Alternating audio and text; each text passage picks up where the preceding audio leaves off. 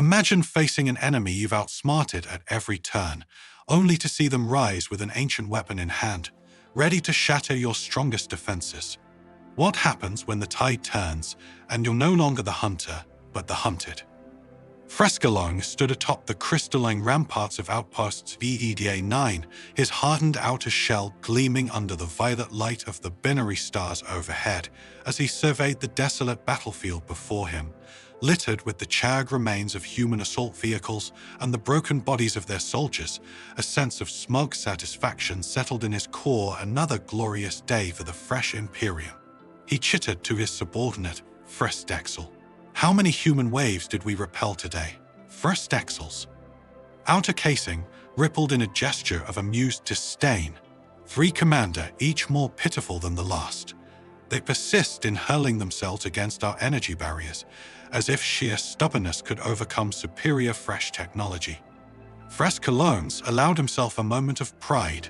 The humans had been trying to breach this sector for months, yet the Fress defenses remained impenetrable.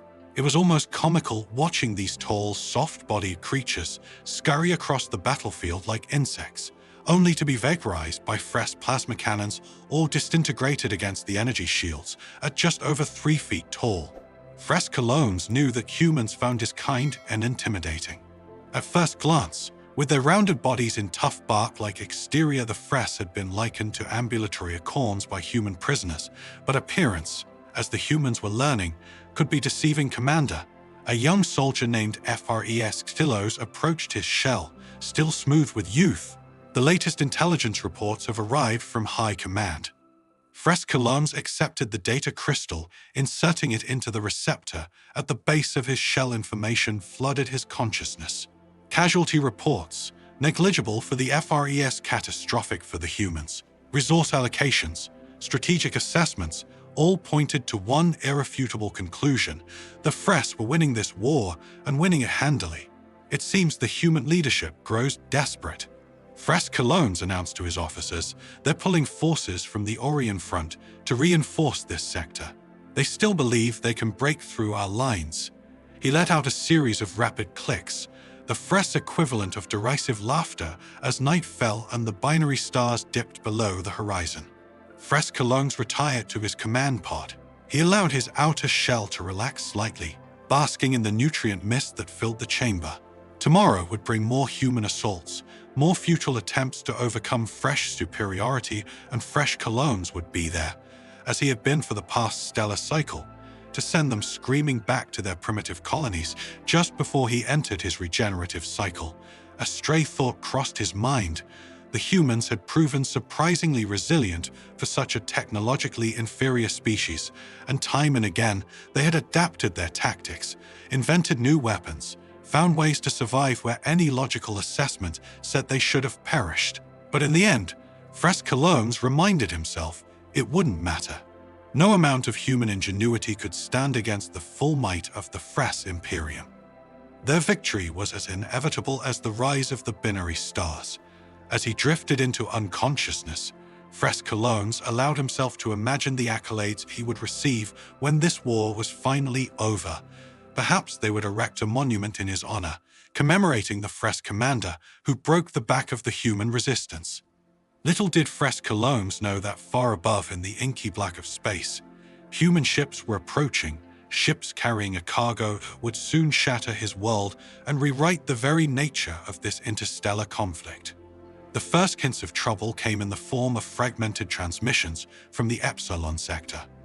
Fress was in the middle of his daily tactical review when Fress silos burst into the command center, his outer shell vibrating with agitation. Commander, urgent communique from Outpost Epsilon 12. The young officer chittered, his words tumbling out in a rush. They're under attack, but something's different. The humans are using it. Doesn't make sense, sir.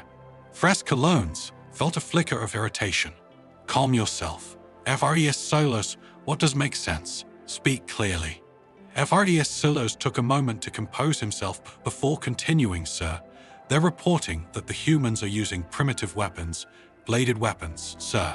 Swords. For a moment the command center fell silent. Then a ripple of clicking laughter spread through the assembled officers. Fress himself felt his shell quiver with amusement. Swords against our energy barriers and plasma cannons. Surely this is some kind of joke, he said, his tone dripping with derision. But as the days wore on, similar reports trickled in from other fronts. Each told a similar tale. Humans clad in heavy armor, wielding archaic weapons, somehow managing to breach Fress defenses that had previously been impenetrable. Fress colons dismissed these stories as desperate human propaganda, a pitiful attempt to demoralize the superior Fress forces. Yet he couldn't quite shake a growing sense of unease. Preposterous, he muttered to Fress Dexel during a private strategy session. Next, they'll tell us the humans are training attack trees or some such nonsense. Fress Dexel's response was measured with all due respect, Commander. Perhaps we should not be so quick to dismiss these reports. The humans have proven unpredictable in the past. Fress Colones felt his shell harden with indignation.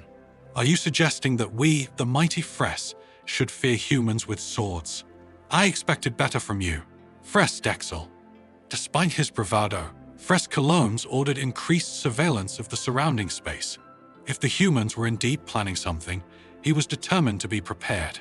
It was Fress Silos who first spotted the anomaly, a cluster of human ships approaching on an unusual vector. Their energy signatures were off, somehow neutered. Scan them. Fress Colones ordered a hint of worry creeping into his voice. Despite his best efforts, the results were puzzling. The ships were heavily armored, more so than usual human vessels and their cargo bays. The readings made no sense. Instead of the expected energy weapons or explosives, the scans showed large quantities of metal, refined metal, shaped into long, thin forms impossible. Fress Colones whispered, his outer shell paling slightly as the implications sank in. As if to confirm his worst fears, a transmission crackled through the command center. It was from Outpost Gamma 7, the nearest Fress stronghold to their position. This is Gamma 7. We are under attack. The humans, they've breached the perimeter. They're inside the barriers. How? How are they doing this? They're cutting through our troops with swords we need, reinforced the transmission cut off abruptly, leaving the command center in stunned silence. Fress Colones felt a sensation he had never experienced before, fear, cold, paralyzing fear that seemed to seep through his hardened shell and into his very core. At all stations, he heard himself say, his voice sounding distant and strange to his own ears, prepare for imminent attack, and then send word to high command. Tell them. He paused, scarcely able to believe the words he was about to utter. Tell them the humans are coming, and this time they have swords. As klaxons began to blare throughout outposts, Zeta 9, Fress Cologne, stared out at the starfield, watching for the first signs of the human ships, whatever was coming. He had a sinking feeling that all his advanced weaponry and impenetrable barriers might not be enough to stop it. The sky above Outpost Zeta 9 erupted in a dazzling display of light and fire as the human ships breached the atmosphere. Frescalongs watched from the command center, his outer shell quivering with a mix of anticipation and dread. This was not the usual human assault pattern. Where were the massive dropships, the swarms of fighters, the relentless barrage of missiles and energy weapons? Instead, smaller, heavily armored craft descended, rapidly evading the fresh anti-aircraft fire with surprising agility. They landed just outside the range of the outposts, main defensive barriers disgorging their cargo with military precision. Magnify Fress Colones ordered, his voice tight with tension. The holographic display zoomed in, and for a moment, Fress Colones thought there must be some mistake.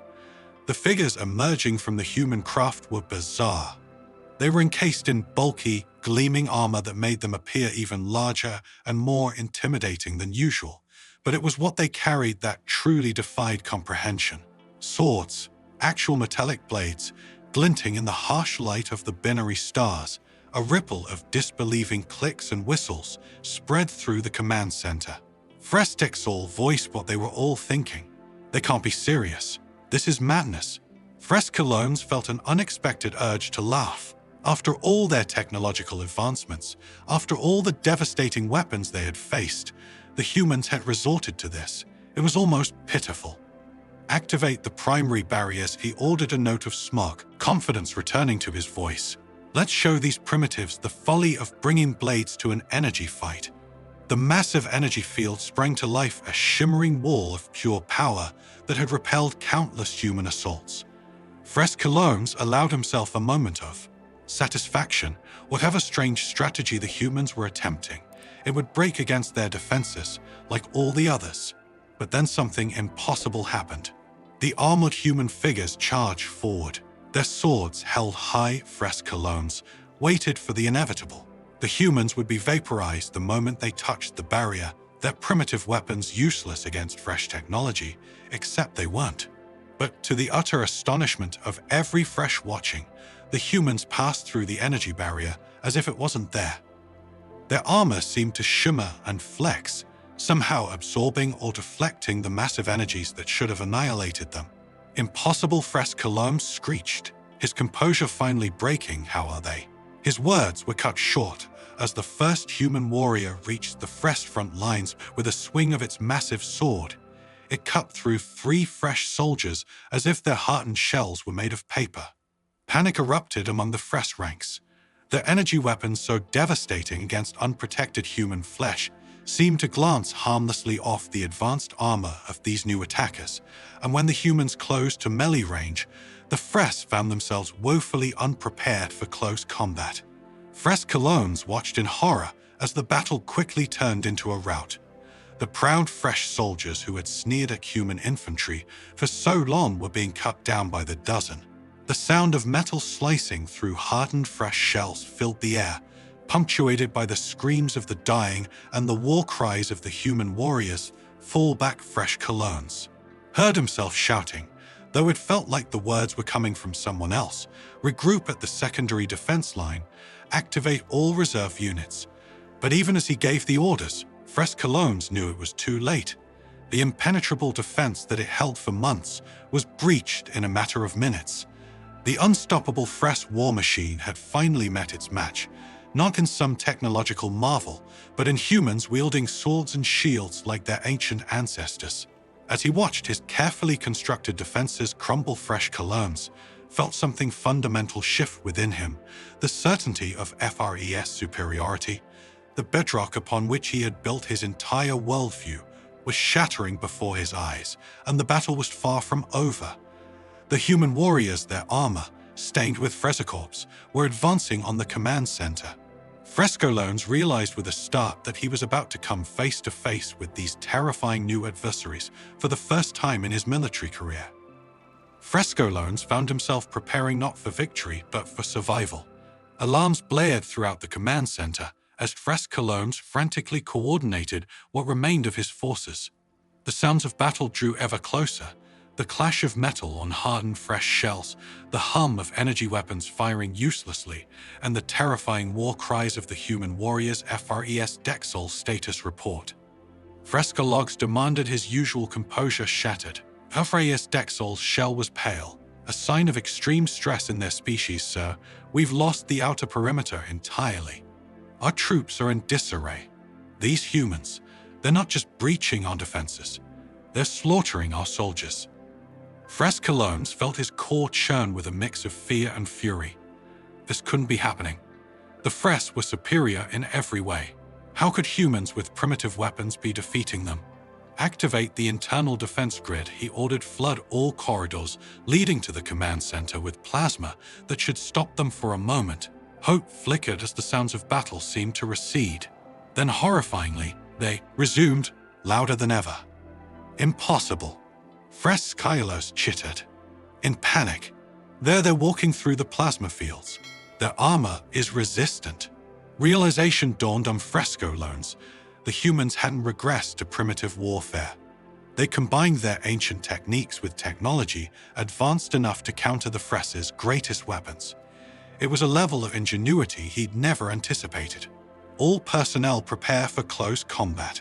Fress announced, his voice steady despite the terror gripping him.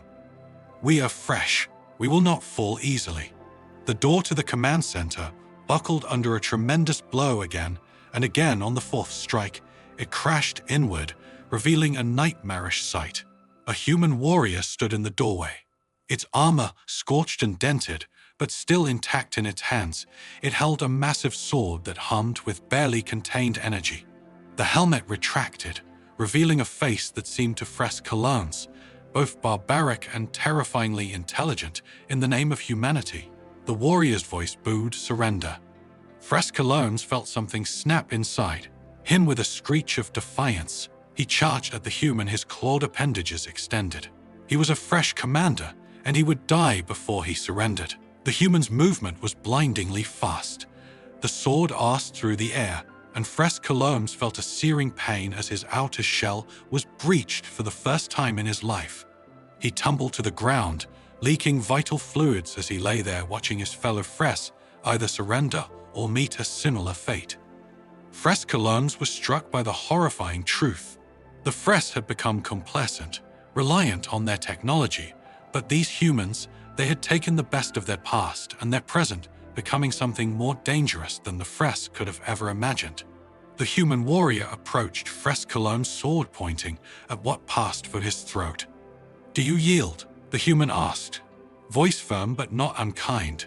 In that moment, looking up at this impossible combination of past and future, Fress Colognes realized that everything had changed: the war, the balance of power, the future of both their species. It had all shifted in the span of a single battle. With his last conscious thoughts before the darkness took him, Fress Colognes reflected on the irony. The Fress had dismissed humans as primitive, only to be defeated by weapons from humanity's ancient past. They had been winning the war against the humans. Then the humans brought swords, and nothing would ever be the same again. Fress Colognes awoke to a world irrevocably changed. The sterile white of a medical bay greeted his bleary visual receptors, a far cry from the command center where he had made his last stand. For a moment, he thought perhaps it had all been a vivid hallucination brought on by combat stress, but the dull ache in his mended shell and the human guard at the door served as stark reminders of the new reality. "Ah, you're awake," a human voice said. A tall figure in a white coat approached a human doctor. Fress Colognes presumed, "How are you feeling, Commander?" The use of his title surprised. "Fress Colognes, I function," he replied cautiously, "though I do not understand. Why am I not a prisoner or dead?" The human's face contorted into what Fress Colognes had learned was a smile. "The war has changed, Commander. We're here to talk, not to conquer." Over the following days, Fress Colognes learned the full extent of what had transpired. The attack on Outpost ZEDA-9 hadn't been an isolated incident. All across the front, human melee marines had broken through Fresh defenses thought impregnable. The proud Fresh military, once on the verge of victory, was now in full retreat. But more shocking than the military defeats was the response of the Fresh High Command. They had sued for peace. Impossible, Fress Colognes chittered when he was informed the Fress do not surrender. "We do not negotiate with inferior species," perhaps replied Fress Silos, who had survived the battle and now acted as liaison between the human forces and the Fress prisoners. "It is time we reconsider what we deem inferior." The humans, it turned out, had no interest in subjugating the Fress. They spoke of peace, of cultural exchange, of a future where both species could coexist and learn from each other. It was a concept entirely foreign to the militaristic Fress society. As he recovered, Fress Colognes found himself engaging in long conversations with the human soldiers and scientists. He learned that the swords were actually highly advanced weapons channeling energy fields that could cut through almost any material. The armor was a marvel of human engineering, combining cutting-edge technology with designs inspired by their ancient warriors. But why swords? Fress Colognes asked one day, why revert to such an archaic form of combat? The human captain he'd been speaking with laughed because it was the last thing you'd expect. Your defenses were designed to stop energy weapons, missiles, even psychic attacks, but good old-fashioned steel, enhanced with our latest tech that was our ace in the hole. Fress Colognes felt his outer shell ripple with a new sensation, not fear or anger, but something akin to respect. The humans had outthought them, using the Fress's own arrogance against them. As the weeks passed and negotiations between human and Fress leadership continued, Fress Colognes found his worldview slowly shifting. The unshakable belief in fresh superiority that had been ingrained in him since birth began to crack, replaced by a growing appreciation for human ingenuity and adaptability. He thought back to the moment when the first melee marine had burst into his command center. At the time, it seemed like the end of everything he knew. Now, he was beginning to see it as the start of something. Knew a future where the Fress and humans might stand together rather than in opposition. The day finally came when Fress Colognes was to be released. As he prepared to leave the human medical facility, the guard who had watched over him throughout his recovery approached. "You know," the human said, "I think you Fress and us humans have a lot more in common than either of us realized. We're both stubborn, both proud, but we're also both capable of change." Fress Colognes considered this for a moment. "Perhaps," he replied, "that is a lesson worth learning, even if it took a sword to teach it." As he stepped out into the sunlight of a world forever changed, Fress Colognes reflected on the strange twists of fate. The Fress had been winning the war against the humans. Then the humans brought swords, and in doing so, they had not just defeated the Fress, they had opened the door to a future neither species could have imagined. It was Fress Colognes decided a future he was curious to see. As the dust settles, one question lingers. How could swords, primitive, archaic swords, bring a mighty empire to its knees? The answer may be more terrifying than you think. If you enjoyed this story, don't forget to like, subscribe, and hit the notification bell for more thrilling tales from the frontier of science fiction.